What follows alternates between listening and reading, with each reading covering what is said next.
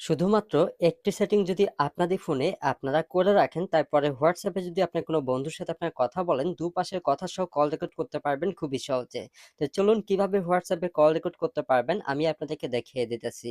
তো এই কাজটি করার জন্য প্রথমেই চলে যেতে হবে আপনাদের ফোনের প্লে স্টোরে। যাওয়ার পর এখানে সার্চ বারে ক্লিক করবেন, তারপর এখানে লিখবেন অ্যাপ কল রেকর্ডার। লেখাটা আমি স্ক্রিনে দিয়ে রাখবো। জাস্ট আপনারা অ্যাপ কল রেকর্ডার লিখে সার্চ দিলে এই যে দেখুন এই অ্যাপ্লিকেশনটা আপনাদের সামনে চলে আসবে। অ্যাপ্লিকেশন লোগো দেখে ইনস্টল করে নেবেন, তারপর ওপেন করবেন। ওপেন করার পর ভিউয়ার্স নিচের দিকে একটি তীর আইকন দেখতে পারবেন, জাস্ট এখানে দুইবার ক্লিক করবেন। দুইবার ক্লিক করার পর এখানে আরেকটি লেখা আসবে আই অ্যাকসেপ্ট, জাস্ট এখানে একটা টিক মার্ক দেবেন, তারপর আবারও তীর আইকনটায় ক্লিক করবেন। ঠিক আছে, ক্লিক করার পর এখানে গ্র্যান্ড পারমিশন নামে একটা সেটিং আসবে, জাস্ট এখানে ক্লিক করবেন। তারপর হচ্ছে 3 থেকে 4 বার অ্যালাউ চাইবে, এখানে আপনারা অ্যালাউ করে দিবেন। তো আমরা হচ্ছে অ্যালাউ করে দিতেছি, আপনারাও একে একে করে দিবেন। ওকে, দেওয়ার পর এখানে একটা সেটিং আসবে, সেটা হচ্ছে অ্যানিভাল সার্ভিস, জাস্ট এইখানে ক্লিক করবেন। এইখানে ক্লিক করার পরে উপরের দিকে অ্যাপ্লিকেশনটা আপনারা দেখতে পারবেন, জাস্ট অ্যাপ্লিকেশনটায় ক্লিক করবেন। তারপরে এইখানে এই যে উপরের দিকে এটা হচ্ছে এই সেটিংটা এখান থেকে অ্যালাউ করে দিতে হবে। ওকে, তো জাস্ট আমরা এখান থেকে অ্যালাউ করে দিতেছি, তারপর আবারও ব্যাকে আসতে হবে। আসার পর আবারও অ্যানিভাল সার্ভিস, জাস্ট এইখানে ক্লিক করবেন।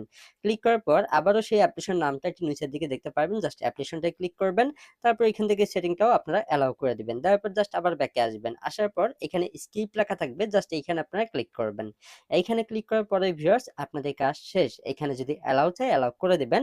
এখন এই সেটিংটা করার পর যখন আপনি WhatsApp এ কথা বলবেন, সেইগুলো অটোমেটিক্যালি কিন্তু দুপাশের কথা সহ কল রেকর্ড হয়ে যাবে এবং কি সেই রেকর্ডগুলো আপনারা এইখানেই দেখতে পারবেন।